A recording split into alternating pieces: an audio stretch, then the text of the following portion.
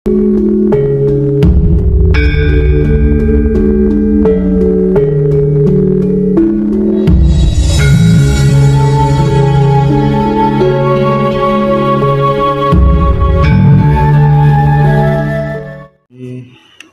dengan tema kita, saya bersama kru berada di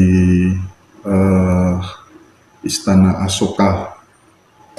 Disinilah salah satu kediaman yang Jati Kusumo yang terletak di Jalan Citandui, Malang.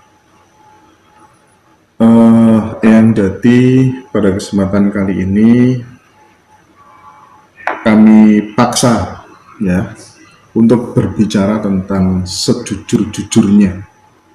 Siapa sebenarnya sosok Satrio Piningit itu, ciri-cirinya bagaimana, dan apapun yang terkait dengan Satrio Piningit, mohon dengan sangat kami minta Eyang Jati untuk berbicara apa adanya. Eyang Jati. Terima kasih. Memang setiap kurun waktu tertentu kegelisahan manusia itu, kultur bangsa kita khususnya di Jawa selalu ada mencuat yang istilahnya itu Satrio Piningit ya. Sebenarnya di mana-mana pun ada Satrio Piningit itu, entah di Afrika, entah di Eropa, entah di Cina, entah di manapun Kak, saya cermati masih ada. Sebelum itu kita akan mencoba menguraikan siapakah sebenarnya Satrio Piningit itu. Satrio itu adalah seorang pejuang yang mempunyai inisiatif untuk menyelesaikan permasalahan yang ada di dalam lingkungannya. Nah, Piningit artinya adalah tersembunyi. Kenapa tersembunyi? Karena paradigma pemikiran barunya tidak dimiliki oleh mereka. Dan untuk Satrio Piningit kelas tataran Jawa ini memang sangat misterius, sekali lagi sangat misterius. Kenapa? Karena di Jawa itu adalah pulau sakral, pulau suci yang harus menjaga peradaban dan stabilitas ekosistem pergaulan di dunia. Oleh karena itu kelasnya Satrio Piningit di Pulau Jawa dengan kelasnya Satrio Piningit di daerah yang lain pasti akan tetap lain. Kalau di daerah lain, negara lain sifatnya adalah lokal dan primordial, tetapi kalau di Jawa ini punya tugas yang sangat besar, yaitu hamemayu hayu ing bawono. Kira-kira di Pulau Jawa itu pernah berapa kali ada Satrio Piningit?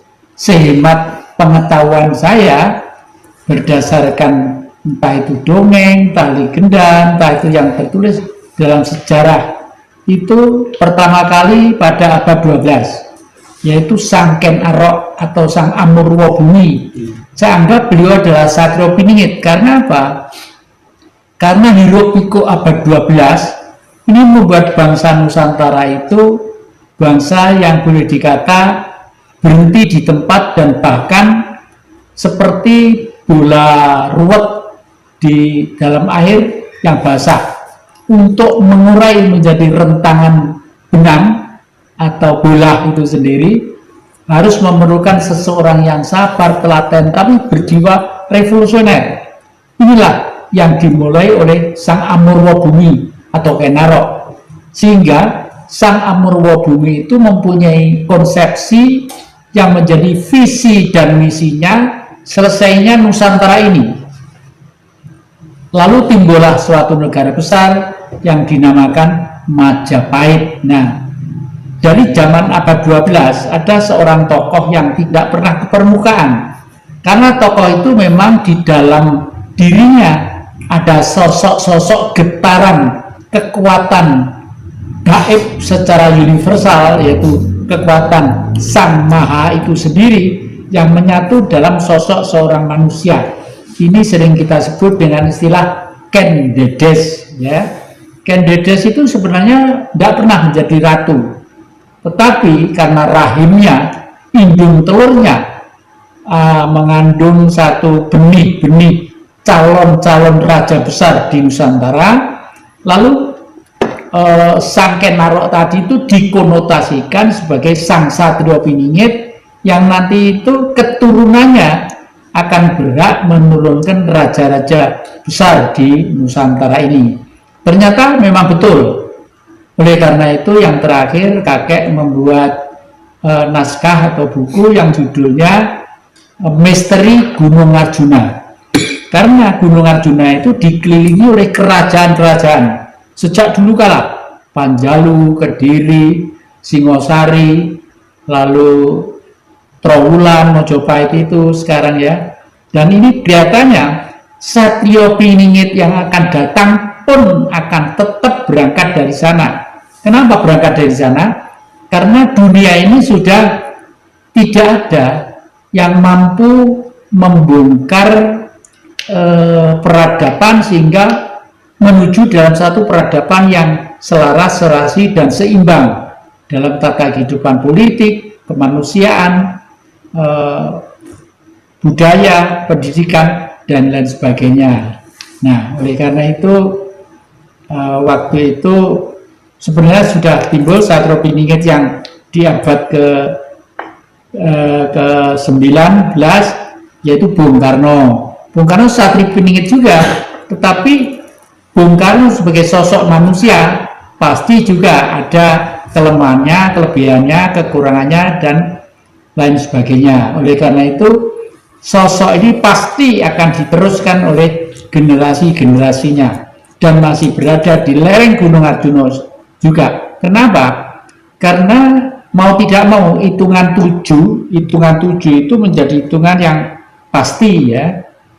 7 hari 7 bulan pitonan kalau orang Jawa, 7 tahun windu, gantinya situasi peradaban, 70 tahun rata-rata umurnya orang, 700 tahun mau tidak mau harus ganti situasi politik yang baru, mau tidak mau ya. Misalnya tahun berapa ya, tahun 1900 sekian, kamera dengan tahun 2021 sudah barang tentu lain, fiturnya lain, digitnya lain ya, daya tangkapnya lain, pencerahannya lain, dan fasilitasnya juga akan lain. Ini adalah zaman. Nah, demikian juga Satrio Piningit yang baru nanti itu mungkin sudah tidak bertele-tele seperti era-era yang lalu. Karena apa? Era-era yang lalu itu manusia masih banyak dipengaruhi oleh lingkungan kehidupan budayanya, misalnya ya, dengan kitab-kitab suci yang bercorak ragam segalanya macam, dan setiap si kitab suci selalu mendambakan akan lahirnya manusia yang baru yang digendaki oleh lingkungan itu. Demikian juga tahun 2021 ini adalah sudah sangat baru. Tadi saya katakan eranya adalah era digitalisasi. Oleh karena itu, metode pembelajaran untuk memahami tentang Tuhan sudah harus secara rasional, ilmiah, dan bila perlu suatu saat akan diiyakan oleh setiap kelompok manusia. Satrio Piningit akan membawa ke sana, dan ini adalah dari lembah Gunung Arjuna. Dari lembah Gunung Arjuna, ya. Ini ada satu pertanyaan. Apakah Satrio Piningit nanti akan membawa aliran spiritual Tantrayana ya? Nah, ini saya tidak begitu memahami tentang Tantrayana, tapi mengingat itu adalah kultur Tantra yang dilakukan oleh manusia. Saya tidak mengatakan agama, yang dilakukan manusia pada waktu manusia masih akrab dengan alam. Saya yakin akan kembali ke sana. Karena sebenarnya akhir-akhir ini alam dengan manusia itu sudah agak menjauh karena manusianya sudah banyak mengeksploitasi tentang alam. Justru alam menjadi rusak, ekosistemnya menjadi tidak seimbang dan sebagainya. Oleh karena itu teori Tantrayana tadi itu saya yakin akan kembali mencuat ke sana. Gitu. Ini ada juga yang komentar gini ya, Satrio Piningit itu berada di Maospati, sebelah timur Gunung Lawu, timurnya Bengawan Banyu kan. Itu saya orang komentar apa aja. Iya. Jadi memang banyak sekali perspektif terkait dengan satu piningit, karena diambil mana yang pas sesuai dengan pemikiran kita ya. Nggih. Oke, ada ciri-ciri spesifik nggak yang jadi kira-kira karakter orangnya harus seperti apa gitu? Pertama, saya tadi itu berada di lembah pinggir sungai Iya. di sekitar Lawu ya. Oke, Ini saya setuju juga, karena apa? itu ya. Karena akhir-akhir Mas Pati. ini Mas Pati ya, Iya. karena akhir-akhir ini di timur sana, di Timur Tengah ya, Iya. ada gegeran dari Palestina ya, Palestina dengan suku-suku yang ada lainnya. Di sana, di daerah sana menyebut orang suci adalah suku Lewi. Lewi, Lawu, apa bedanya ya? Lewi, Lawu, kalau diutarakan dengan bahasa Jawa ini jelas. Lo itu lembut ya, hablur lembut, artinya luhur, suci. W itu titik, V artinya V, karena tak terbatas, banyak, tiada orang yang tahu jumlahnya berapa, akhirnya menjadi W, menjadi huruf W. Jadi huruf W itu sebenarnya adalah tidak terbatasnya spirit dari manusia yang selalu menyatu dengan kekuatan makrokosmos, dengan kekuatan dunia besar. Nah, makanya disebut suku Lewi. Iya, Ya. iya. Nah, Lewi itu di Palestina sana disebut Jehovah atau Jawa. Jadi orang sana sebenarnya percaya betul dengan si Jawa ini, percaya betul. Oke. Ini dari Mulyana, matur nuwun Mas Hendra, Satrio Piningit yang berpotensi menjadi Presiden Indonesia barangkali tidak lepas dari terah Brawijaya V dan terah Wangsa Sailendra katanya. Ya, dua terah itu adalah DNA-nya, ya DNA manusia-manusia yang jenius. Berangkat dari tulisan Arusio Santos, filosofus Profesor Dr. Arusio Santos, filosof dari Brasilia, ya, itu memang mensinyalir bahwa manusia tercerdas di seluruh dunia ini ternyata sisanya sekarang disebut sebagai bangsa Indonesia, disebut sebagai bangsa Indonesia. Nah, ternyata memang betul. Oleh karena itu saya akhir-akhir ini mulai mencari data-data untuk itu. Data yang pertama adalah saya lalu mengungkapkan kerajaan pertama kali di dunia adalah di Pulau Jawa. Kerajaan pertama kali di dunia di Pulau Jawa. Itu di lereng Gunung Arjuna. Di sana, namanya Sumberawan. Itu kurang lebih sekitar 15.000 tahun sebelum Masehi, ya. Di sana. Lalu dan peninggalan pintu gerbangnya masih ada di Singosari yang disebut Dwara Polo.